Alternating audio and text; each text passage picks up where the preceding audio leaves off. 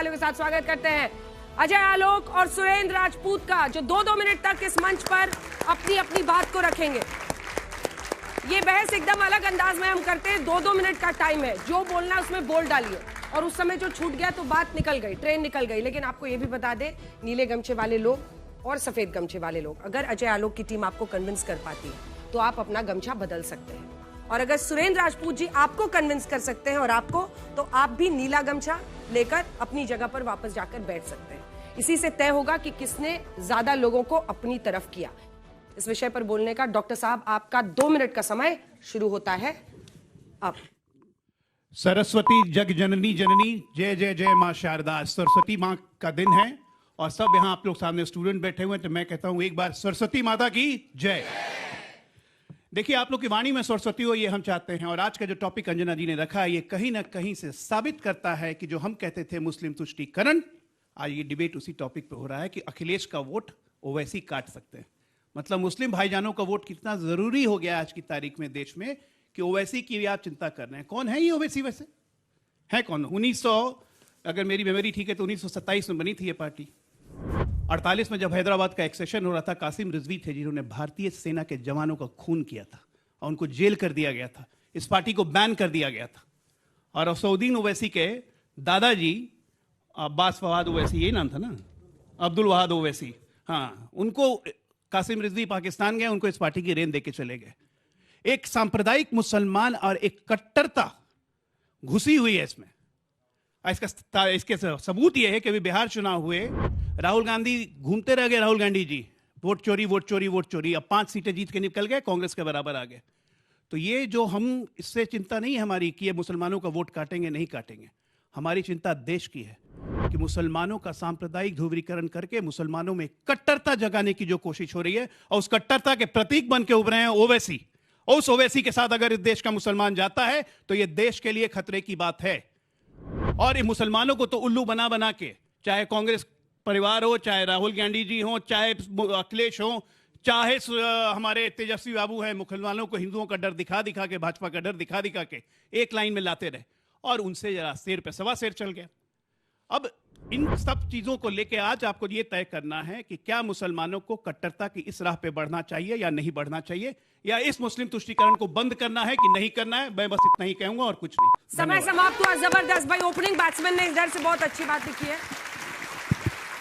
Prescription doctor साहब ने निकाल लिया है, लेकिन उनकी टीम में बगल में ही बैठे हुए हैं। हम लोग तो मोशन के हिसाब से आज टीम बनाए हैं, तो आपकी बात का भी जवाब, बहुत ज्यादा गाली आज उन्होंने दी है ओवैसी साहब को। सुरेंद्र राजपूत जी आपका। अजय जी ने सुरेंद्र का काम आसान कर दिया। हाँ, क्योंकि ये भी वही बोलेंगे। नहीं, ये नहीं बोलेंगे। देखते हैं किस तरफ ये सुरेंद्र जी बोलते हैं। क्या यूपी चुनाव में अखिलेश का मुस्लिम वोट काटेंगे ओवैसी? इस विषय पर बोलने का आपका 2 मिनट का समय सुरेंद्र राजपूत जी शुरू होता है। साथियों नमस्कार। एक सबसे बड़ी बात है ना, कहते हैं ना कि समझने ही नहीं देती भाजपा हमको सच्चाई, कभी चेहरा नहीं मिलता, कभी दर्पण नहीं मिलता। अपने साथियों को ये लोग कभी इधर रख देते हैं, कभी उधर रख देते हैं। जब महाराष्ट्र में चुनाव हारने लगते हैं या हारने की स्थिति आती है, तो बहुत कहने लगते हैं कि साहब ओवैसी की तरफ से एक बयान आ जाएगा, कहेंगे कि हिजाब वाला मेयर बनेगा, और तुरंत देवा भाऊ उसको पकड़ लेते। ये इनकी सच्चाई है। आज की डेट में उत्तर प्रदेश का मुसलमान हो, उत्तर प्रदेश का हिंदू हो, नल हो, नील हो, कोल हो, भील हो, पिछड़ा हो, दलित हो, आदिवासी हो, महिला हो, नौजवान हो, किसान हो, वो हिंदू मुसलमान के चक्कर में नहीं है। वो मस्जिदों के नीचे मंदिर नहीं खोज रहा है। वो आज की डेट में मजारों पर झंडा नहीं लहराना चाहता। वो जगत गुरु शंकराचार्य जी को कालनेमी नहीं कहना चाहता। वो चाहता है कि उसे रोजगार मिले। यहां जितने बच्चे हैं ना, हिंदू मुसलमानों से अगर कोई मतलब हो तो बता दो आप लोग, रोजगार से मतलब है कि नहीं है? जिन लोगों को रोजगार से मतलब है, उनको भारतीय जनता पार्टी और उनका इकोसिस्टम अगर हिंदू मुसलमान में फंसाना चाहता है, तो यह सिस्टम की भी फेल्योरिटी है। 11 साल हो गए हैं आपकी सरकार को रहे हुए, आज तक आप यह नहीं बता पा रहे कि बच्चों को रोजगार क्यों नहीं मिला। आज तक आप ये नहीं बता पा रहे हैं कि सीमाएं हमारी सुरक्षित क्यों नहीं है। आज तक आप ये नहीं बता पा रहे हैं कि ट्रंप नरेंद्र मोदी जी को गुड गाय क्यों कहता है, और कहता है कि भाई ट्रंप क्या नाम, मोदी वांटेड टू प्लीज मी। ये सारी बातें कहते हैं ये लोग, लेकिन ये नहीं बताते, ये जवाब नहीं देते हैं कि बच्चों को रोजगार नहीं। लेकिन बात करेंगे क्या? अंजना जी के पास आएंगे, कहेंगे कि मुसलमान का वोट किसको चाहिए। अरे लखनऊ में, मैं लखनऊ से ही आ रहा हूं, यूपी के मुसलमान को, यूपी के हिंदू को, यूपी के सिख को, दलित को, ईसाई को वोट देना है उस आदमी को जो आदमी वहां पर नौकरी दे सके, विकास कर सके, सृजन कर सके। और वो सृजन जो है आज की डेट में इंडिया गठबंधन करेगा और हिंदू मुसलमान नहीं चलेगा। चलिए समय समाप्त हुआ। जबरदस्त, दोनों ही तरफ से जबरदस्त बल्लेबाजी अपनी अपनी जगह पर। जाइए, जो दूसरे खिलाड़ी हैं उनको यहां पर मैदान पे लाया जाए। ओवैसी जी का नाम नहीं लिया इन्होंने, आपको मायूस कर दिया। आपको लगा था कि ये भी बोलेंगे।